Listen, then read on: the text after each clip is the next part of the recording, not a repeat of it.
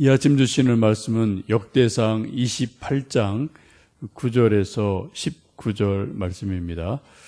구약성경 652면, 구약 652면 역대상 28장 9절에서 19절 말씀 함께 합독하십니다. 내 아들 솔로몬아, 너는 내 아버지의 하나님을 알고 온전한 마음과 기쁜 뜻으로 섬길지어다. 여호와께서는 모든 마음을 감찰하사 모든 의도를 아시나니 내가 만일 그를 찾으면 만날 것이요 만일 내가 그를 버리면 그가 너를 영원히 버리시리라. 그런즉 이제 너는 삼갈지어다. 여호와께서 너를 택하여 성전의 건물을 건축하게 하셨으니 힘써 행할지니라 하니라. 다윗이 성전의 복도와 그 집들과 그 곳간과 다락과 골방과 속죄소의 설계도를 그의 아들 솔로몬에게 주고 또 그가 영감으로 받은 모든 것 곧 여호와의 성전의 뜰과 사면의 모든 방과 하나님의 성전 곳간과 성물 곳간과 설계도를 주고 또 제사장 레위 사람의 반열과 여호와의 성전에서 섬기는 모든 일과 여호와의 성전을 섬기는 데 쓰는 모든 그릇의 양식을 설명하고 또 모든 섬기는 데 쓰는 금 기구를 만들 금의 무게와 모든 섬기는 데 쓰는 은 기구를 만들 은의 무게를 정하고 또 금 등잔대들과 그 등잔 곧 각 등잔대와 그 등잔을 만들 금의 무게와 은 등잔대와 그 은 등잔을 만들 은의 무게를 각기 그 기구에 알맞게 하고 또 진설병의 각상을 만들 금의 무게를 정하고 은상을 만들 은도 그렇게 하고 갈고리와 대접과 종지를 만들 순금과 금잔 곧 각잔을 만들 금의 무게와 또 은잔 곧 각잔을 만들 은의 무게를 정하고 또 향단에 쓸 순금과 또 수레 곧 금 그룹들의 설계도대로 만들 금의 무게를 정해 주니 이 그룹들은 날개를 펴서 여호와의 언약궤를 덮는 것이더라. 다윗이 이르되 여호와의 손이 내게 임하여 이 모든 일의 설계를 그려 나에게 알려 주셨느니라. 아멘. 이제 오늘 내일 성경을 읽으시면 이제 마지막 역대상의 마지막 부분 29장까지 오늘 읽으시게 됩니다. 그리고 또 계속해서 역대하 말씀을 읽으시게 되고 역대상까지는 다윗에 대한 말씀이고 역대하부터는 솔로몬에 대한 말씀이 되겠습니다. 우리가 이제 이스라엘 초기에 세 왕이 등장을 하는데요. 첫 번째 왕은 사울, 두 번째 왕이 다윗, 세 번째 왕이 솔로몬, 이렇게 좀 이어져 갑니다. 사무엘상을 쭉 읽어보시면 첫 번째 왕 사울이 어떻게 왕이 되는지, 또 왕이 된 이후에 어떻게 하나님과 점점점 멀어지는지 길게 기록을 하고 있습니다. 반면 지금 우리가 쭉 읽고 있는 역대상 말씀을 보시면 두 번째 왕 다윗이 어떻게 왕이 되는지, 또 그가 왕이 된 이후에 하나님과 점점점 가까워지는지를 길게 설명합니다. 사무엘상과 역대상이 아주 대조적인 그런 내용과 흐름을 가지고 있죠. 한 사람 사울은 왕이 되고 나서 하나님과 점점점 멀어져요. 한 사람 다윗은 왕이 되고 나서 점점점 하나님과 가까워지는 그러한 일이 있습니다. 사울은 점점 멀어져서 거리감이 느껴지는 반면 반대로 다윗은 점점 가까워지고 친밀감을 느껴지게 됩니다. 같은 시간을 살아가죠. 세월을 같이 살아가는데 어떤 사람은 하나님과 점점점 가까워집니다. 친밀해집니다. 마음이 점점 뜨거워집니다. 기도의 열심과 하나님 사랑하는 마음이 점점 뜨거워지고 순수해져요. 헌신적이 됩니다.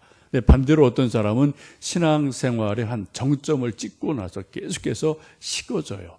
청년 때 어떤 때 뜨거웠던 한 정점을 기준으로 점점점 식어 내려가서 하얀 곡선을 그려서 이제 가슴이 얼음처럼 싸늘하게 식는 그러한 사람도 있음을 보게 됩니다. 왜 그럴까요? 어떤 사람은 점점점 뜨거워지고 높아지는데 어떤 사람은 반대로 점점점 식어지고 내려가는 그러한 또 신앙 그래프를 이제 그릴 수가 있다는 거죠. 그 이유를 우리가 다 알 수 없지만 오늘 본문 말씀을 보시면 그 이유를 어느 정도 짐작할 수 있습니다.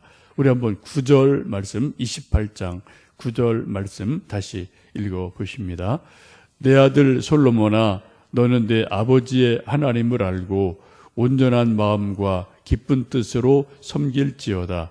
여호와께서는 모든 마음을 감찰하사 모든 의도를 아시나니 내가 만일 그를 찾으면 만날 것이요 만일 내가 그를 버리면 그가 너를 영원히 버리시리라. 지금 다윗의 신앙 고백 같은 것, 아들을 향해서 주는 아버지의 간절한 신앙의 권면, 이 말씀이 9절 이 한 말씀에 아주 집중적으로 요약되어 있음을 알게 됩니다. 너는 내 아버지 하나님을 알아라. 내가 경험했던 그 하나님을 너도 알았으면 좋겠다 라고 말하면서 온전한 마음과 기쁜 뜻으로 하나님을 섬겨라 라고 말씀합니다. 하나님을 섬길 때 온전한 것, 순수한 것 참으로 중요하죠. 그리고 또 하나님은 모든 사람의 의도를 아신다. 마음속의 생각을 중심을 아신다라고 말씀합니다. 우리 사람들은 사람의 의도를 다 모를 때가 많아요.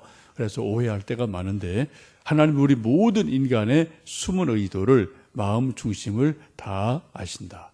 정말 순수한지 아니면 또 다른 의도가 있는지 하나님은 다 알고 계신다라고 말씀하죠. 하나님을 간절히 찾고 찾으면 하나님 반드시 만나 주신다.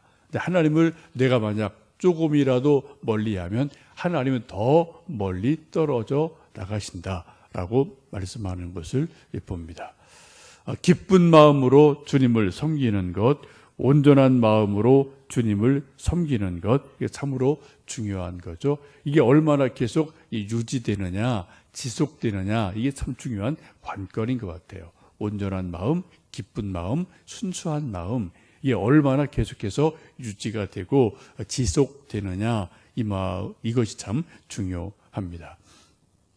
여러분도 뭐 그렇고 저도 그렇고요. 신앙에 가장 뜨거웠던 어떤 한때가 있었고 그때를 돌이켜 보면 정말 순수했어요. 아무런 조건이 없었습니다. 아무런 이유 달 게 없었어요. 그냥 하나님 한 분이 감사했고 또 예수님 알고 믿은 것이 감사했고 구원받은 것이 감사했고 그것 자체로 모든 것이 그냥 감사하고 마음에 뜨거움이고 감동이 있었던 시절이 저는 저대로 여러분대로 나름대로 있으실 것 같습니다.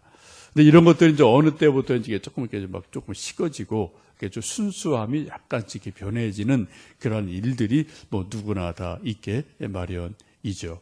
이 중요한 것은 우리 하나님을 믿고 섬길 때 정말 순수함이 얼마나 오래 지속되느냐 이 문제 같아요. 여러분 좀 하나님이 사랑스럽고 하나님이 감사해서 아무런 조건 없이 감사함으로 하나님을 믿고 섬기십니까? 아니면 또 다른 내 필요 때문에 내가 뭐가 필요하고 뭐가 필요해서 그 필요 때문에 하나님을 믿으십니까? 이 두 가지 다 필요해요. 우리 인간이기 때문에 예수님도 주기도에서 일용할 양식을 구해라, 우리 필요를 구해라, 기도해라고 분명히 말씀을 하셨거든요. 근데 무게중심이 어디가 더 크냐는 거죠. 내 필요 때문에 내가 이것이 필요하고 저것이 없고 그래서 이것을 좀 뭔가 채워지어야 되기 때문에 하나님을 믿는 것과 이러한 것을 전제하지 않고 순수하게 하나님 믿는 것과는 비슷한데 아주 현격하게 다른 것을 볼 수가 있습니다. 예수님 마태복음 6장에서 우리가 너무나 잘 말씀하셨지 않습니까? 너희는 먼저 그의 나라와 그의 의를 구하라. 그리하면 이 모든 것을 너희에게 더하시리라. 이게 주님이 우리에게 원하시는 믿음의 어떤 순수성, 믿음의 형태죠. 우리는 자칫하면 우리가 뭐예요? 이 모든 것 때문에 하나님을 믿을 수 있거든요. 이 모든 것 좀 얻으려고, 더 얻으려고 하나님께 기도할 때가 있거든요. 이게 나쁜 건 아니지만 여러분, 우리가 너무나 잘 알듯이 이 순서가 이것이 먼저냐 저것이 먼저냐에 따라서 신앙의 형태가 완전히 바뀌어져요. 이건 어쩔 수 없어요. 그래서 예수님에게 늘 말씀하기를 너희는 먼저 그의 나라와 그의 의를 구해라. 하나님을 구해라. 그러면 이 모든 것은 하나님이 뭐 자식에도 채워주신다라고 말씀하는 것을 보게 됩니다.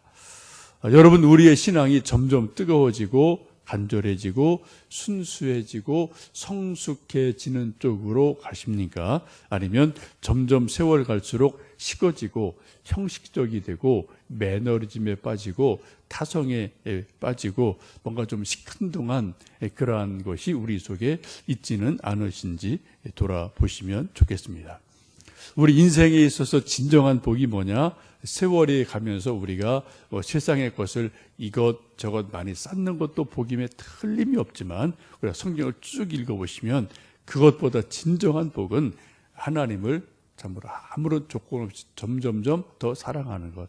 아까 우리 찬송 불렀던 것처럼 주 예수보다도 더 귀한 것은 없다는 고백이 진심에서 순수함으로 마음 깊은 곳에서 점점 더 순수하게 고백되어질 때 그런 인생이 정말 복된 인생인 것을 보게 됩니다.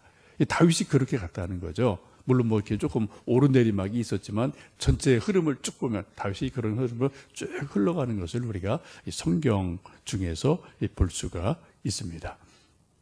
이제 11절 이하에서 19절 말씀까지 보시면은 다윗이 이 성전의 설계도를 아주 세밀하게 다 그리고 있음을 보게 됩니다.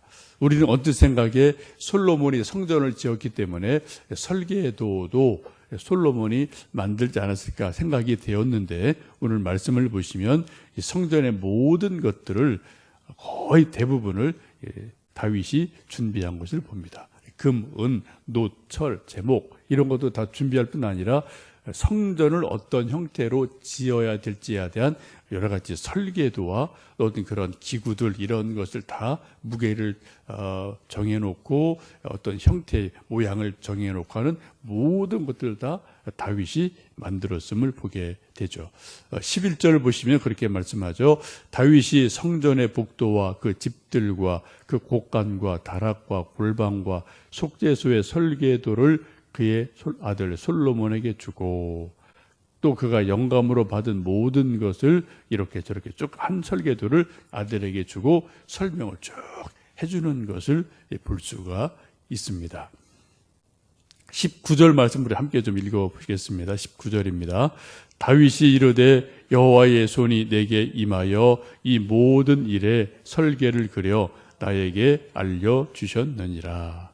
하나님의 손이 내게 임하셔서 하나님의 영감이 내게 임해서 이 모든 설계도를 내가 그렸다. 이 건물 자체뿐 아니라 그 안에 여러분 우리 지난 봄에 여기 성막 좀 체험하고 다녀오셨는데 거기에 있는 법궤의 안에 있는 그룹이라든지 또 이제 등잔대라든지 떡상이라든지 이런 모든 것들을 다 기본적으로 솔로몬이 설계를 하고 모양도 만들어내고 금, 은의 무게도 다 정해줘서 정확하게 만들 수 있는 것들을 준비해 놓았음을 보게 됩니다.